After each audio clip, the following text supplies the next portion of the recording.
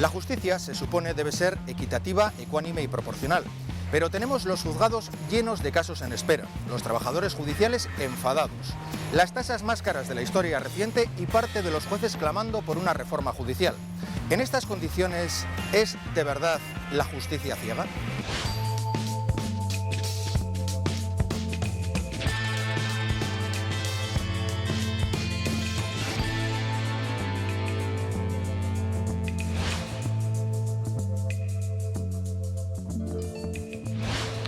Josep Correca, Arrastion. Arrastion. Estoy molestando. Hobeto Nayan. Bueno. Muchos años de portavoz en el Congreso, 8 años de portavoz del Grupo Vasco en el Congreso, ahora consejero de Justicia. Es una consejería complicada, es difícil la consejería de Justicia.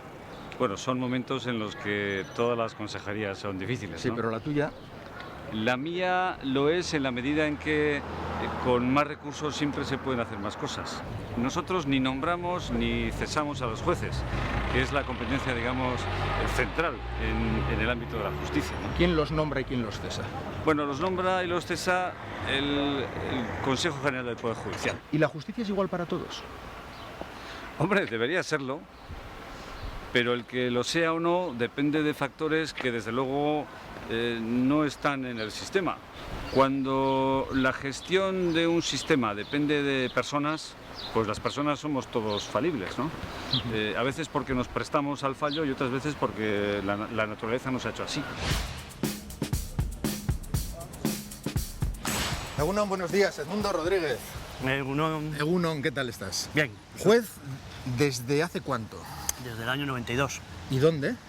Pues he trabajado en Laredo y en Bilbao y ahora en la Audiencia Provincial de Vitoria. Ajá. Mucha gente tiene la percepción, por ejemplo, de que es más fácil acabar con una pena de cárcel de 3 años, por decirte algo, por un pufo de 60.000 euros, que por sacar de España 10 millones de euros sin que se entere nadie y luego de repente un día aparecen.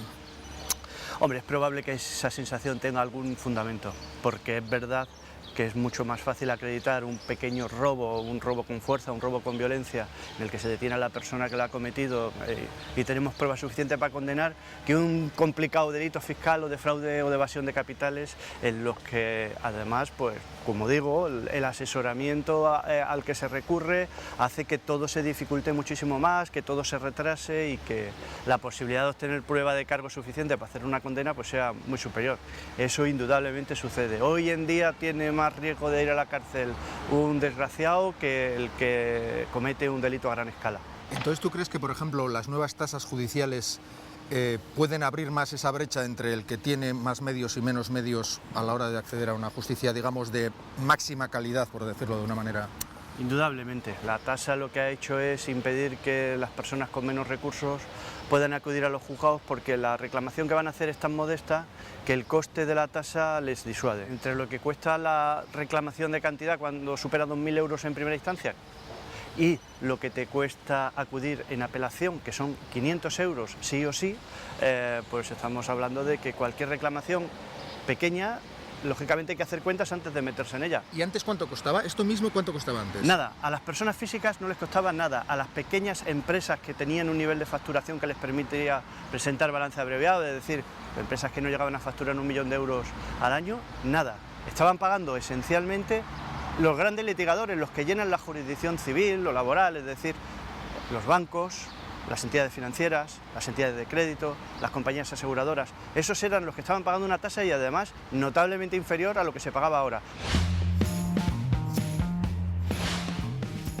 Checho Yoldi.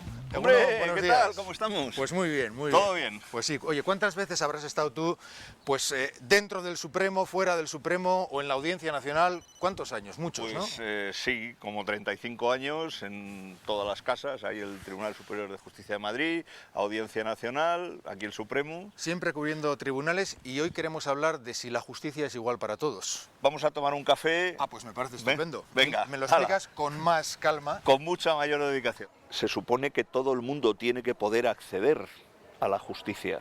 Eso que se llama la tutela judicial efectiva. Bien, pues con esto de las tasas nos cargamos la tutela judicial efectiva. El poderoso siempre tiene un plus de inocencia. Si lo que estamos diciendo es, por ejemplo, que el que tiene más medios accede a un abogado mejor y tiene una mejor defensa, pues esto es la vida misma y es una realidad y eso es algo que no sale de la ley ni del funcionamiento de los juzgados, sino de la realidad de la vida. Ahora, si lo que estamos diciendo es que en el día a día los tribunales hacen un uso torcido del derecho, privilegiando a unos y perjudicando a otros, yo tengo que decir que mi experiencia no es esa, con carácter general, aunque haya sus excepciones. La tornadillera Isabel Pantoja ha madrugado y llegaba la primera hora y media antes de la cita en la audiencia malagueña para escuchar la condena por blanqueo de capitales. Acabamos de tener un caso de una persona de estas con nombres y apellidos, que es Isabel Pantoja. ¿Qué te parece esa sentencia? Yo no he leído el detalle de la sentencia.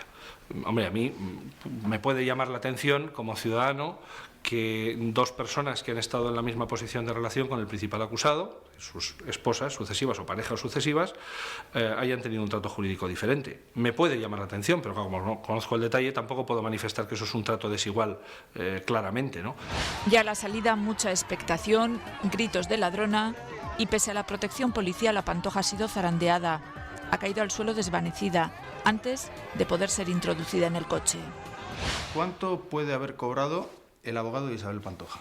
Uy, eso no tengo ni idea. Pero desde así, luego, por hacerme una idea de no te puedo decir una cantidad, pero desde luego no habrá sido barato. Seguro que ha cobrado, porque normalmente los procedimientos se cobra teniendo en cuenta el trabajo realizado, y esto es un trabajo que ha llevado mucho tiempo, y también la cuantía de la responsabilidad, y evidentemente en un delito de blanqueo la cuantía de la responsabilidad es muy elevada. Es que el que no tiene ni idea soy yo. Es decir, me dices, no tengo ni idea de cuánto... Podemos hablar de minutas, hablando en las antiguas pesetas, de minutas de millones, seguro. De hecho, yo conozco compañeros que han estado en este asunto, en el caso Malaya, que me decían, es que casi tengo que cerrar el despacho porque me dedico en exclusiva a este asunto, ¿no? Por lo tanto, la dedicación es muy importante y las limitaciones, el coste de oportunidad, el no poder dedicarse a otros asuntos, también tiene su peso. ¿Qué te da? Pues en algunos casos te da una notoriedad, cosa que en esta profesión pues es interesante en algunas ocasiones, y en otros además te da el poder participar en un asunto jurídicamente muy interesante, que realmente da lugar a sentencias que a veces son sentencias de referencia jurídicamente. Por lo tanto, profesionalmente puede ser enriquecedor, claro. ¿Ganes o pierdes? Claro, bueno, es que el abogado es abogado, pero no es la Virgen de Lourdes, ¿eh? El abogado hay asuntos que él tiene que defender la menor condena posible. No siempre tenemos que pelear por la absolución, a veces no es posible. Utilizando un símil del circo, a mí me gusta mucho el circo. Estamos en una situación de más difícil todavía, ¿no? Es que me está viniendo a la cabeza el caso del abogado de Urdangarín, un señor al que no conocía a nadie y de repente casi es como un personaje, ¿no? Eso pasa factura. Vamos a ver, la exhibición en los medios, la aparición en los medios tiene un factor que es ventaja e inconveniente, y es que te exhibes como eres. ¿Qué le pesa más a un juez? ¿Un titular de periódico? ¿Un recadito de una fuerza política? ¿Un estado de opinión pública? Bueno, supongo que cada uno somos de una manera. Yo creo que hoy en día el poder que más influye en los jueces es el de los medios de comunicación. Más que el recado de un responsable político que seguramente no te va a fluir en absoluto y que incluso puede ser contraproducente porque va a ir en sentido contrario, pues todo el ambiente social que se genera en una determinada cuestión y que además es recogida y amplificada y que da lugar a un debate público propiciado porque los medios de comunicación le hacen de altavoz, ¿no? Y me parece que eso influye mucho más. José Ortega Cano ha sido condenado por homicidio imprudente y también por conducción temeraria. No se le imputa en cambio el delito de circular bajo los efectos del alcohol. La juez estima nula la prueba de alcoholemia porque se vulneró la cadena de custodia de las pruebas de sangre. Precisamente por este último punto, la familia del fallecido recurrirá a la sentencia. ¿Es un marrón para un juez mandar prisión preventiva? Depende para quién. Bueno, es una responsabilidad y desde luego lo importante es que el juez sea capaz de superar la presión que pueda existir, la presión mediática o de cualquier otro tipo, en un caso concreto. Es decir, nuestra obligación es tratar a todo el mundo por igual y desde luego esa es la vocación que debiéramos tener. Lo que es indudable es que hay asuntos en los que existe un ambiente social que puede influir y nuestra obligación es no dejarnos influir, aunque esa influencia exista. Depurar el sistema judicial de la existencia de jueces o magistrados que, por lo que sea, no acreditan la competencia requerida o muestran una ausencia de imparcialidad, de independencia y de objetividad, que son rasgos imprescindibles para una actuación correcta de un juez. Hay mecanismos en el propio sistema para ir depurando el Poder Judicial de ese tipo de jueces, ¿no? A mí hay dos cosas que me dan muchísimo miedo, que es lo que yo denomino el decisionismo judicial y lo que yo denomino el uso alternativo de la norma. Es decir, hablando en plata, cuando yo, juez en activo, sustituyo la literalidad de la norma por una lectura basada en mis convicciones personales, esto es decisionismo judicial, ¿vale? Yo decido lo que la norma tiene que decir y hago una interpretación creativa de la norma. La segunda cuestión es, yo tengo unas convicciones determinadas, por ejemplo sociales, etcétera, y voy a utilizar la interpretación de la norma para que la sociedad avance, pero claro, avance en función de mis convicciones personales. Igual el juez que tengo en el despacho de al lado no tiene las mismas, ¿no? Estos dos fenómenos a mí me parecen muy peligrosos. Para el alto tribunal, algunos de los comentarios realizados por la magistrada extremeña pondrían en duda la imparcialidad de la jueza. ¿Usted condena rotundamente la violencia de ETA? No voy a contestar. No lo va a contestar, ¿verdad? Muy bien, lo sabía. Puede sentarse. Un juez no puede, en una sala de vistas, aparentar que no es imparcial. Es decir, que está del lado de una u otra de las partes. Y cuando se comete ese error, se está cometiendo un error gravísimo. Eso, cuando ocurre, que tengo que decir que no ocurre muy a menudo, sí me parece preocupante. Claro, no ocurre muy a menudo, pero a veces hace que el ciudadano se pregunte, ¿pero en manos de quiénes estamos? Claro, pues es que estamos en manos de seres humanos. Es que los jueces, igual que los abogados, igual que los fiscales, también son seres humanos, también tienen sus convicciones, tienen sus naturales prejuicios. No se les puede pedir que no los tengan. Se les puede pedir que no los utilicen cuando ejercen su labor. Claro. Esta es una de las imágenes más repetidas y reconocibles de los informativos de televisión. A las puertas de este Tribunal Supremo se han recogido infinidad de imágenes y declaraciones relacionadas con algunos de los casos judiciales más sonados desde la transición. El tiempo que yo he vivido durante la transición y los años posteriores, pues a las cúpulas judiciales y de la Fiscalía llegaban, en principio, los más preparados o los mejores, o incluso los mejores de entre mis amigos. Vale, entiendo.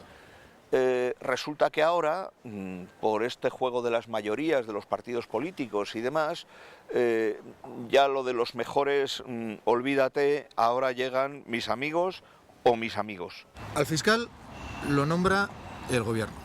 Al Consejo General del Poder Judicial lo pactan los partidos. A los miembros del Tribunal Constitucional los negocian entre las grandes fuerzas políticas del Congreso. Bueno, eso es indudable, el sistema está así y podría estar de otra manera, salvo Pero algunas... ¿eso no influye en la independencia del Poder Judicial? Yo creo que no. Creo que lo que influye en la independencia del Poder Judicial es el ejercicio cotidiano de los jueces cuando se enfrentan a un caso y tienen que resolver. Si tú quieres que te elijan para ser magistrado del Tribunal Supremo, pues no tendrás que pisar unos determinados callos. Su obligación es estar por encima de la pelea cotidiana de los partidos políticos. Han sido elegidos sin duda por los representantes del Parlamento, pero desde que son elegidos su misión o su actuación tiene que ser una actuación responsable y que esté por encima de quien le haya elegido. Y eso es una exigencia personal que algunos cumplen y lamentablemente otros no. Sí, en otros países al fiscal general también lo nombra el Gobierno. Bueno, en otros países hay fórmulas para todo. Hay fórmulas para todo. En Estados Unidos, por ejemplo, el fiscal hace hasta campaña electoral con el alcalde, ¿no? Y el alcalde se jacta de presentarse, o el gobernador.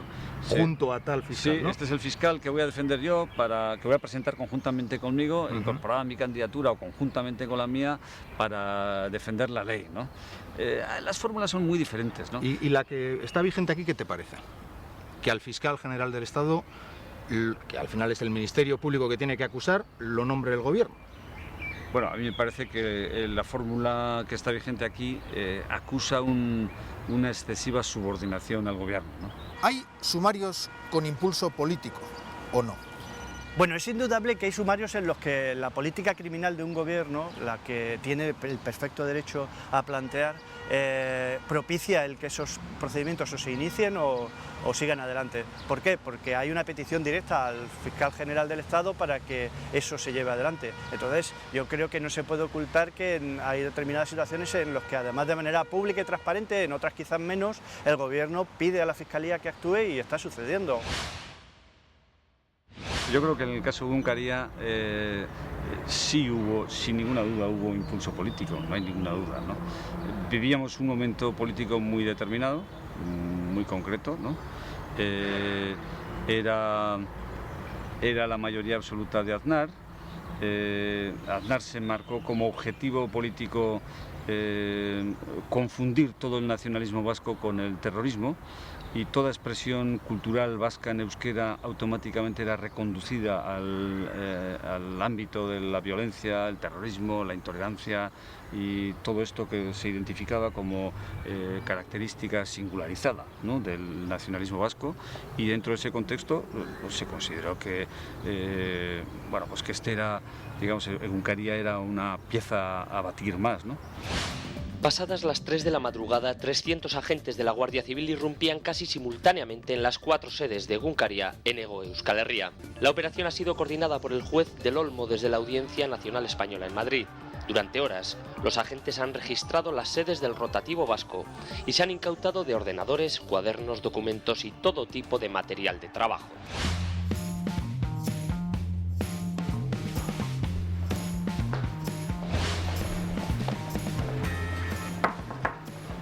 Arratsaldeon, hemen zuzendaria, jartzeko. Bueno, zuzen jarri behar du, pixkat, justifikatzeko bulegoa, zemuz gara? Oso ondo, Martxelo Otamendi, Berriako zuzendaria, zenuz zaude? Ondo. Lanen harrapatzen zaitu. Bai, beti bezala. Eta hemen egiten zuen berria, ezta? Hau da gure zentrala, gure goitza zentrala da. Justiziari buruzari geha gaurko saioan, eta zure esperientziatik horri buruz galetu nahi dizut. Zure ustez, justizia berdina da guztiontzat? Ez. Segurazki izan behar zinun. Estatu batuetan abokatun batekin erresago libratzen zara erioz ze horretik. Eta gure kasuan, Euskal Auzian, gero Espainiako beste auzi batzuk eba daude, baina Euskal Auzian nabarmen ikusten da. Egun hauetan ikusi dugu zearekin, atxilotu dute Thierryren hileta harrera antolatu otezun, ezun antolatu sortuko kide bat, eta gauean atxilotu dute hori ez da beste inorekin egiten. Tamaina hortako delitu batekin, ustezko delitu batekin hori lukete inorekin egingo, eta loko adibide asko daude, ez dut esango Egunkaria, 18 Euskal Auzian, bereziki, egon da teknikoek deitu dutena etxaiaren zuzen bidea. Konzeptu bat, erabiltzen dena gazteleraz asko, eta da, etxaia, ez da persona bat eskubide dituna, da etxai bat, orduan aplikatzen zaio zuzen bideat etxaian entzat. Egunkariari buruz galdetu nahi dizut, te quiero preguntar por el caso Egunkaria. En ese caso, ¿para ti cuál fue el principio jurídico que más sufrió? O sea, ese principio que debía haber presidido la justicia y que quedó por los suelos. El de la calidad jurídica. Es decir, usted tiene que investigar sobre unos hechos, sobre unas bases, sobre unas sospechas fundadas, no cogerte lo que se le ocurre a la Guardia Civil y tú firmarlo debajo, que es lo que hacía el magistrado del Olmo. El juez del Olmo deduce de los informes policiales que ETA ha creado, dirigido y financiado Egunkaria. Es más, el periódico es un instrumento integrado en la estructura de ETA y tiene un papel que la banda considera necesario para cumplir sus fines. El año 2001, al magistrado de Garzón, yo no voy a salir en defensa del magistrado de Garzón, por 1000 motivos. Para el magistrado de Garzón, la Guardia Civil le presenta un proyecto de actuación en caso de Egunkaria que lo rechaza, va a la fiscalía, de la fiscalía va al magistrado de Olmo, que lo coge, lo abraza y dice, de esta me hago famoso. Y saltándose a la torera todas las normas básicas, principios elementales de las garantías procesales, pero en el origen lo que hay es la falta de calidad clara. Usted no puede presentarse, cerrar un diario y luego ¿qué hay? ¿Qué es lo que le está diciendo la sentencia? Los magistrados de la Audiencia Nacional, los magistrados de la Sala, en la sentencia le están diciendo entre líneas, ¿usted cómo se le ha ocurrido cerrar un diario con estas bases? El saldo de detenidos se eleva a 10 personas, la mayoría de ellas muy conocidas en el ámbito del periodismo y de la cultura euskaltzale. El más conocido tal vez el director Martxelo Otamendi, al que ven en el momento en el que finalizado el registro era sacado de la sede central del periódico en Andoain. Yo cuando iba detenido a Madrid, en el caso de las torturas, iba detenido a Madrid, por experiencia del caso de Egin, que no fueron torturados, fueron detenidos por la Policía Nacional. Yo iba a Madrid, yo lo último que se me ocurrió pensar es que fuera a torturar a un director de un periódico. No es que con eso estoy pidiendo un trato diferenciado al resto de los ciudadanos, pero en esa escala de trato, ¿no? Lo más duro para mí fue el momento en el que yo paso los 5 días sin comunicado, me ponen delante del magistrado del Olmo, que me va a tomar la declaración que se hace de los juzgados, y después de terminar la grabación, al ver que estaba grabándola, le pedí permiso para contarle, para narrarle qué me habían hecho durante esos 5 días, durante los 3 días de los 5, porque yo fui torturado 3 días, ¿no? Sí. Y él accede, ¿no? Entonces, durante 20 minutos, está registrado en cinta y en papel, está transcrito en papel, le cuento detalladamente todas las torturas de los 3 días, día a día, y jornada a jornada, y la dureza de la tortura, cómo va subiendo, y era como hablar a la pirámide de Giset. Igual. Ha habido casos como el de Xavier Alegría, que ha sido al que le han practicado la bolsa, según ha confesado él, Juan Marito Realday, una eminencia de la cultura vasca reconocida por todo el mundo, ha sido golpeado innumerables veces, según me ha contado él también. Yo mismo he recibido 2 sesiones de bolsa. Pero lo más duro desde el punto de vista personal es que a un magistrado, que es el encargado de la custodia de tus derechos y el responsable que a ti te pase, el que ha decidido que te saquen de casa a la 1 de la mañana, a los 5 días le cuento lo que sus chicos me han hecho. Y mira, no sé dónde mira, a mí no me mira, ¿no? Espero y deseo que así sea, que tengamos nosotros los que estamos haciendo Egunkaria y sobre todo estos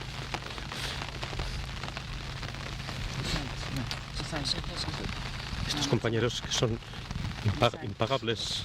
Cuando acabas llegando a Estrasburgo y el tribunal condena al Estado español por no investigar y te indemniza con 24.000 euros, eso a ti de alguna manera dices, bueno, ¿con esto estoy satisfecho o no te satisface? Satisfacción no hay nunca hasta que no veas a los responsables materiales de tus torturas y a los responsables políticos a los que alentaron que esas torturas se produjeran y luego las negaron, el banquillo de los acusados. Luego ya veremos qué se hace con la condena, ¿no? Primero que pasen ellos también la pena banquillo como nosotros. Y luego, sobre todo, tienes la tranquilidad jurídica desde el punto de vista de credibilidad. Porque creernos las torturas a nosotros es un acto de fe. Yo no parecí como un rey romano con la cabeza destrozada, ¿no? Entonces, ¿la gente te cree o no te cree? Entonces, que tengas un aval jurídico de la más alta instancia europea en derechos humanos que diga no que te torturaron, sino que no se investigan las torturas. Yo creo que es una manera muy elegante decir que te han torturado. La Abogacía del Estado nos informa que acata y pagará a Marcelo Otamendi 20.000 euros, indemnización por el daño moral provocado al no investigar su denuncia de torturas. Si en Chile el responsable de las torturas es Pinochet y en Argentina es Videla, aquí también es responsable, ¿eh? Eso de que nos parezca muy bien lo de Pinochet y lo de Videla, y aquí no queramos buscar responsables. Las torturas políticas aquí tienen, las torturas tienen que ser responsables políticos, al igual que las tienen en Chile y en Argentina. ¿Tú has cobrado ya? No, sí se cobró. Son 24.000 euros y según la sentencia 4.000 son para los servicios jurídicos que yo contraté y 20.000 son para mí. Pero los 20.000 que a mí corresponden, esos serán destinados a labores, promoción del euskera y otro tipo de labores. Sentencias descafeinadas, como la que acabamos de conocer de la Operación Puerto contra el dopaje, hacen que la ciudadanía bastante a menudo se pregunte si la justicia acierta en todos los casos. Y es que algunas consideraciones de jueces y fiscales a veces desafían al sentido común. Gina Montserrat Pérez tenía 34 años y 3 hijos. Su exmarido, Mustafa Said, la mató de 37 puñaladas. Un jurado popular le declaró culpable de asesinato con la agravante de ensañamiento, pero el Tribunal Superior de Justicia de Madrid rectifica. 2 de los 3 magistrados sostienen que no existe ensañamiento. Dicen que el número de puñaladas no significa necesariamente que la víctima tuviera un sufrimiento mayor. Como aquel que decía que el que la mata de 57 puñaladas tampoco hay alevosía. Mire usted, sí, claro, es decir, que la mata con la primera y las 56 siguientes ya no sirven para matarla, sino que es que está matando al cadáver. Yo creo que la ciudadanía esto no lo entiende.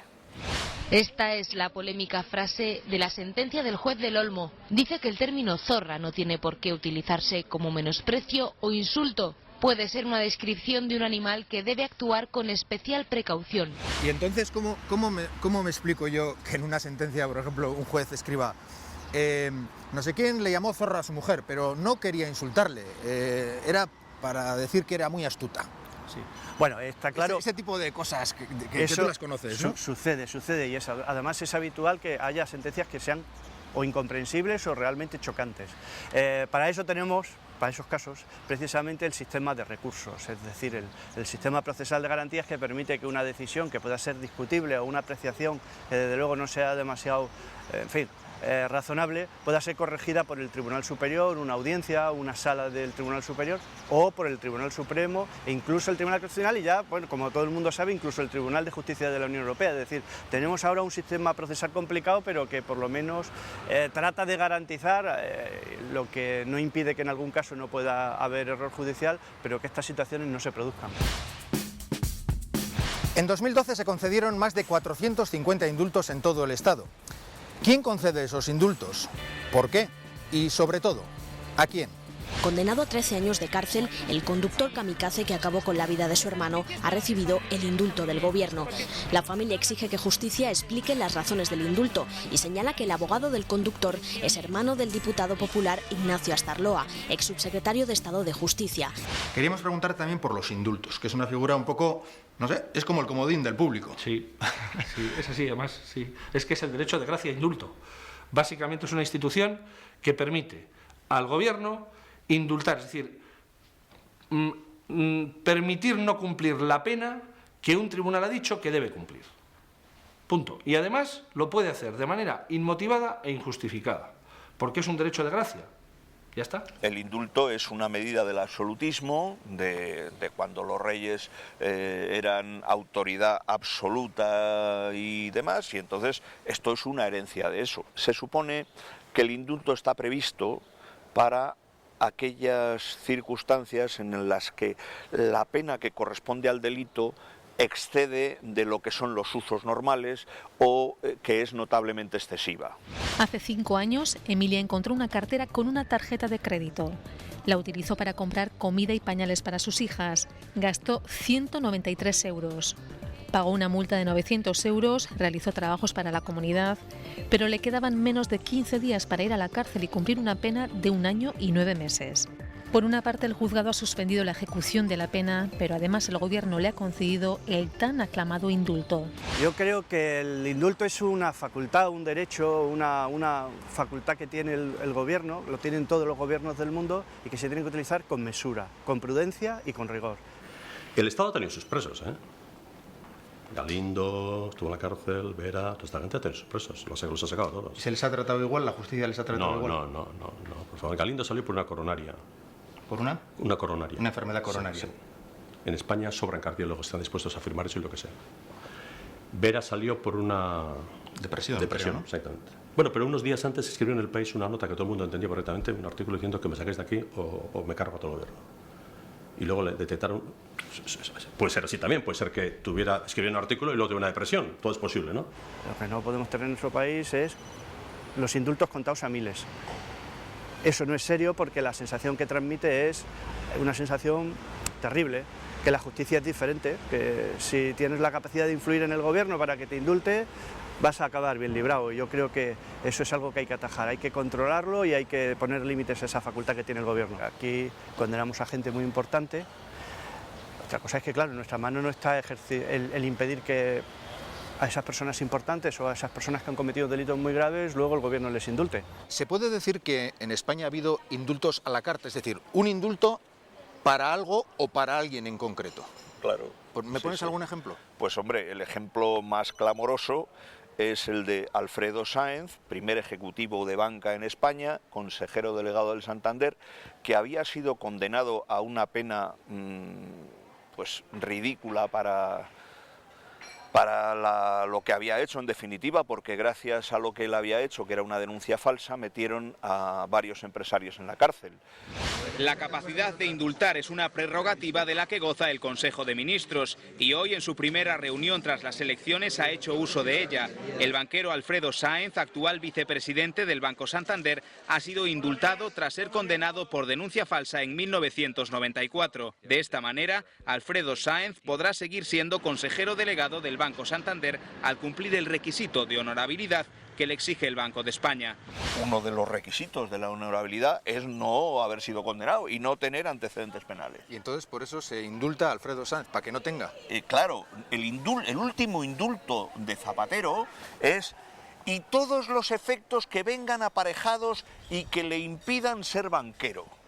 Y de hostia, mire usted, y ahí le dice el Tribunal Supremo, usted puede indultar la pena, puede indultar, pero no puede evitar que tenga antecedentes penales, porque es una consecuencia de la condena.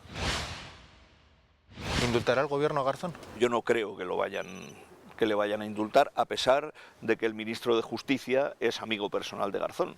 El señor Gallardón y Garzón son amigos, incluso el señor Gallardón fue el oficiante de la boda de su hija, de la hija de Garzón. ¿Qué te parecen los jueces estrella? ¿Aportan algo a la justicia o no? Bueno, son un fenómeno que es irremediable que exista porque cuando hay un asunto estrella tiene que haber un juez estrella. Es verdad que hay actitudes y actitudes y que los talantes pueden ser diferentes. Hay jueces que trabajan con casos muy importantes y que apenas tienen relevancia mediática y otros, en cambio, que la tienen y mucha. A mí la idea del estrellato en el ámbito judicial me parece una patología.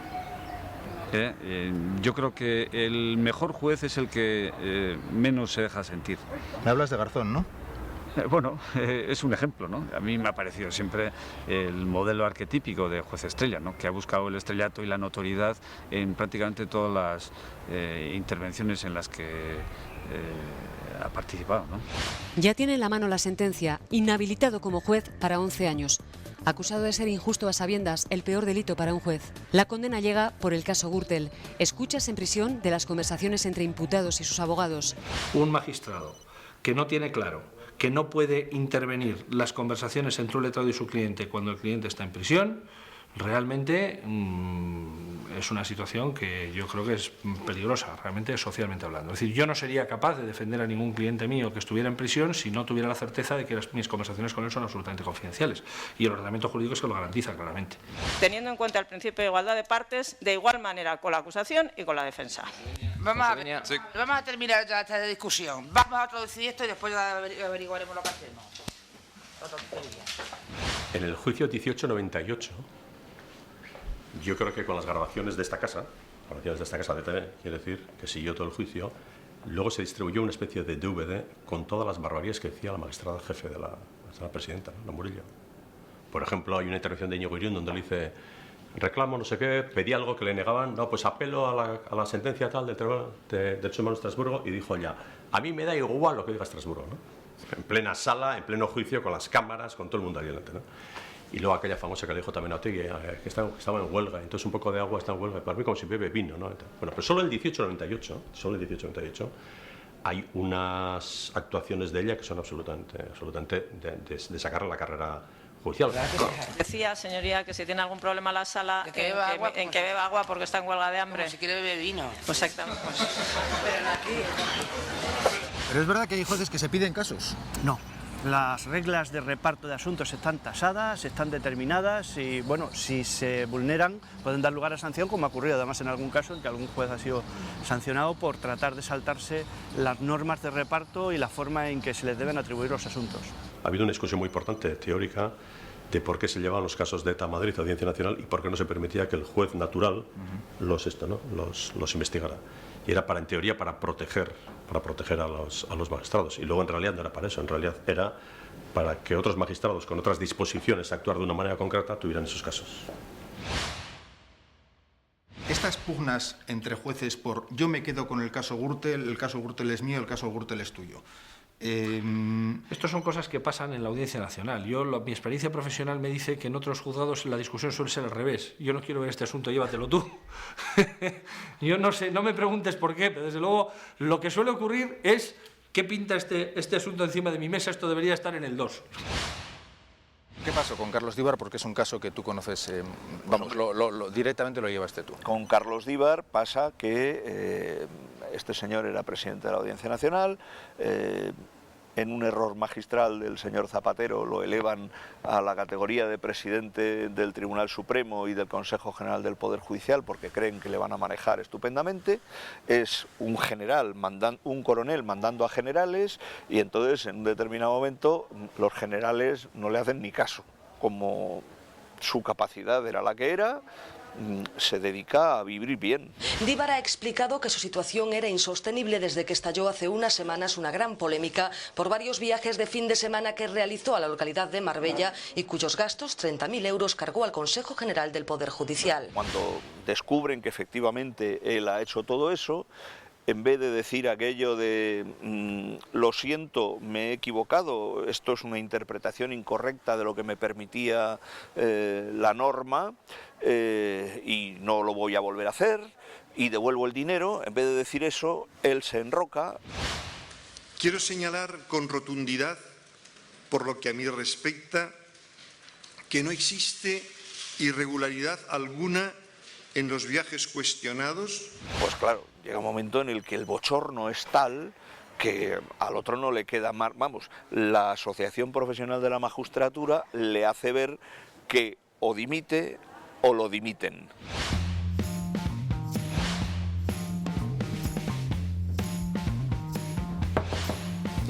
Hola, Egunon. Hola, adelante.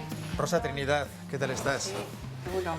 Egunon, encantado. Bueno, lo mismo. Bueno, tú eres portavoz de la asociación Stop Accidentes y eres la madre de Naiz Iriondo. Tu hijo murió en el año 2004 atropellado por un coche, ¿verdad? Exactamente. Enaitz falleció un día, un 26 de agosto, cuando volví a un camping en el que estábamos disfrutando de nuestras vacaciones y un potente coche, un Audi 8, pues le arrolló y le arrebató su corta vida. Hemos querido venir a hablar contigo porque queremos hacerte una pregunta, y es si la justicia es igual para todos. No, en absoluto. Si hay algo que tengo claro en esta vida, una de las cosas es esta, no. Pues me gustaría que me lo contases con más calma. ¿Te parece que nos tomemos un café, hablamos tranquilamente? Perfecto. ¿Me acompañas? Perfecto, de acuerdo, muy pues bien. Coge el abrigo porque pues hace fresco fuera. Enaitz tenía 17 años. Volvía de noche al camping. Un auto le embistió salvajemente. El atestado de la Guardia Civil señalaba que el coche circulaba a 113 km por hora. No hubo alcoholemia hasta 1 hora y media después. Además, indicaba que el joven iba sin chaleco reflectante. Dijeron que el golpe había sido frontolateral, ¿no? Así venía el coche y así. Y eso es mentira, eso es porque tenemos la bicicleta todavía, que puede demostrar que el impacto fue totalmente por detrás. O sea, que es que el atestado estaba mal hecho. ¿Y en ese atestado se le atribuía alguna responsabilidad al conductor o se decía que no tenía ninguna...? No, nada. Y claro, y luego le hicieron la prueba de la alcoholemia, se la hicieron hora y media después. Y todo eso porque un amigo nuestro que estaba allí solicitó que se la hicieran. Dijo, ¿ustedes le han hecho la prueba de la alcoholemia a este señor? Un señor, por decirle algo, ¿verdad? Y bueno, no se preocupe que se están haciendo todo lo que consideramos oportuno, y no se la habían hecho. Entonces se la hicieron después. Y había transcurrido ya como hora y media. Bueno, pues entonces dio 0,24. Hora y media más tarde. Hasta que la Guardia Civil vino, se pasó muchísimo tiempo. Ayer vinieron muchos amigos míos, incluso mi niño, mucha gente, ¿no? ¿Y qué pasa? Claro, pues ellos dijeron, hay que traerme algo para beber. Y me trajeron algo para beber. Cerveza, un whisky con Coca-Cola. Yo pues me pareció que la whisky con Coca-Cola, que estaba más frío, pues yo estaba muy nervioso, estaba muy mal, y bebí un poquito para refrescarme, que es que ni bebo ni fumo, de nunca, ¿eh? Entonces, ese será el motivo de que saldría eso, que dicen, ¿no? Sin más. Todo ese atestado llega a manos de la juez. ¿Ella qué hace? Nada, pues le da el carpetazo al caso. Decreta un auto de sobreseimiento libre, que es igual. ¿Qué es eso? Es igual a cosa juzgada, pero sin juzgarla. Cuando un juez decreta eso que has dicho, sobreseimiento libre, auto de sobreseimiento libre, ¿ya no hay nada que hacer? Ya no hay nada que hacer. El caso, un año después, da una especie de vuelco. Sí. ¿Qué ocurre? Bueno, pues ocurre que nos llega una denuncia desde el juzgado de Haro, en el cual el individuo que había atropellado y matado a Enaitz nos denuncia a mi marido, a su compañía aseguradora y a mí. Y nos denuncia porque quería cobrar los desperfectos que el cuerpo de Enaitz le había ocasionado en su vehículo, porque como lo lanzó por los aires, cayó sobre el coche. Yo es que de estos señores ya no sé, porque no sé qué buscan, no sé qué quieren, pero de eso, que me quieren a mí hacer daño o hacer pagar algo que no debo, cuando yo soy el único, bueno, vamos a ser dos perjudicados. El chaval, yo sé que por desgracia me pasó lo que me pasó, pero es que yo soy un segundo perjudicado o un primer perjudicado. Según la justicia, yo soy un perjudicado. ¿Quién puede hacer una barbaridad así? Se ha matado a nuestro hijo, se ha ido de rositas porque pues, ha tenido mucha suerte. No le ha pasado nada, ni tan siquiera ha tenido que pagar ni un euro de multa, ni ha dormido una noche en la cárcel, nunca pagó de ninguna manera. Y ahora mi hijo, que lo ha matado él y nos denuncia a sus padres porque quiere cobrar los desperfectos que Enaitz le había ocasionado en su vehículo. Y no es por el dinero, ¿sabes? Nosotros tenemos una compañía aseguradora que se había hecho cargo de esto y tal. Pero ya por dignidad, por el nombre de nuestro hijo dijimos, esto no puede ser. Yo dije, yo no sé de leyes, no entiendo, pero esto no puede ser. Si la justicia permite que esto ocurra, o sea, entonces vamos, no existe. Indignados, la familia Iriondo solicitó un nuevo peritaje. La conclusión, no circulaba a 113 km por hora, sino a 173. Embistió la bicicleta por detrás, no en el cruce, y la prueba de alcoholemia hubiera dado positivo de haberla realizado en el momento. ¿Y qué se consigue de esa investigación y qué se consigue de ese intento de reabrir el caso? Pues bueno, se consigue primero demostrar que el atestado era erróneo. Se consigue demostrar que el culpable de la muerte de Enaitz fue este individuo, que bueno, que también quizá tendría su parte de culpa, que yo que sé qué, es que no sé, pero bueno, puestos a valorarlo así a grosso modo, la sociedad se pudo enterar que este individuo fue el culpable de la muerte de Neitz. Pero lo que no se consigue es juzgarlo. Pero la justicia no lo quiso ver. Y a pesar de que recurrimos... ¿Por qué no se le puede juzgar? Pues porque ya se había decretado un auto de sobreseimiento libre. Me lo has explicado, lo que me has explicado al principio, Eso ¿no? es, por eso. Yo tengo pruebas y tengo datos de que lo hicieron mal, o sea, lo hicieron fatal. Y los jueces lo han reconocido en la audiencia provincial. Pero cuando un juez dice blanco es blanco. Y yo digo, yo me cuestiono una cosa, yo digo, los jueces son personas, ¿verdad? Y se pueden equivocar, por supuesto que sí, pero deberían de aprender a reconocer sus errores. Porque ellos se creen dioses y cuando dicen A es A, aunque les demuestres por activa y por pasiva que no es así. No reconocen y no rectifican. Dura la decisión y también los argumentos. La juez arremete contra el fiscal por haber cambiado de opinión. Deja caer que ha sido por la presión de los medios de comunicación y ella se mantiene firme. Insiste en que la absolución fue correcta porque el primer informe de la Guardia Civil aseguraba que la culpa del atropello fue de Neitz por saltarse un stop. Los ciudadanos estamos totalmente desamparados ante la ley, porque primero no conocemos, todo aquel que no ha estudiado Derecho no tiene conocimientos de leyes, ni jurídicos, ni nada, y bueno, pues puedes buscarte un buen abogado que te ayude y te asesore, o puedes buscar un abogado mediocre que tampoco te diga exactamente cuáles son tus derechos y que no te informe bien. Entonces los ciudadanos estamos totalmente desamparados ante esto. ¿No hay manera de que una instancia superior le rectifique esa decisión? Pues mira, recurrimos al Tribunal Constitucional diciendo que se habían vulnerado nuestros derechos, los derechos de los padres de Neitz, porque nos habían privado de un juicio que no era nada más que un juicio, nosotros no estábamos diciendo nada más. ¿Y qué dijo el Constitucional? Que no se habían vulnerado nuestros derechos. Y ya está, por 2 veces lo mismo. Después de todo lo que me has contado, ¿tú continúas confiando en la justicia? Yo al día de hoy no confío en la justicia, no confío porque no puedo confiar. El día que me demuestren que es justa, confiaré. Pero no quiero perder esa esperanza, porque la sociedad, nosotros, la sociedad, todos en general, necesitamos creer que existe, porque si no, ¿qué haríamos? ¿Verdad? En el Estado por cada juez hay 25 abogados, así que no es de extrañar que resolver una demanda judicial ante un tribunal español de primera instancia cueste casi 300 días, una media que en Europa solo superan Italia con 533 días y Portugal con 430. Si hiciésemos un ranking de qué tal se aplica la justicia y cómo funciona, ¿dónde estaría Euskadi? A ver, yo creo que Euskadi está en una posición muy buena. Sí, y además yo trabajo en todo el Estado y conozco muchos juzgados a nivel estatal. Aquí tenemos para empezar unos medios muy superiores a muchas de las comunidades autónomas del Estado. A pesar de lo que acabo de decir, hay una falta de medios, quizás no materiales, quizás personales. Hay asuntos que son 20 folios y los pasas por encima, pero hay asuntos de 5.700 folios que hay que leérselos y estudiarlos. Entonces, lo primero que yo creo que hace falta medios materiales y personales, pero sobre todo personales. ¿Y por qué a veces dictan sentencias muy rápido y a veces no? Por ejemplo, el Tribunal Constitucional de Portugal en 4 meses resuelve el tema de la paga de los funcionarios. Y el Constitucional español igual lleva 5 años para resolver no sé qué. Bueno, pues ahí una vez más entra en liza el factor humano, ¿no? ¿El factor humano o el factor político? No, pero el factor político en todo caso es humano. Es decir, el humano atiende a lo político y atiende a otras muchas consideraciones que están por detrás, ¿no? Ejerciendo presión sobre él, ¿no? Y entonces el juez correspondiente considera que este tema tiene más prioridad que aquel otro, y vía libre. o bien porque el debate político está centrado en ese asunto, o bien porque hay un medio de comunicación que día sí día también le está apuntando con el dedo y requiriéndole para que dicte sentencia, o bien porque un poder económico del tipo que sea ejerce la presión que puede ejercer sobre un juez para que apremie en ese asunto y acelere a la hora de dictar resolución, ¿no? Pero es el factor humano en última instancia, ¿no? Que una justicia fuera de plazo no es justicia, ¿no? ¿Cómo no van a protestar jueces y fiscales si les hemos quitado una paga extraordinaria?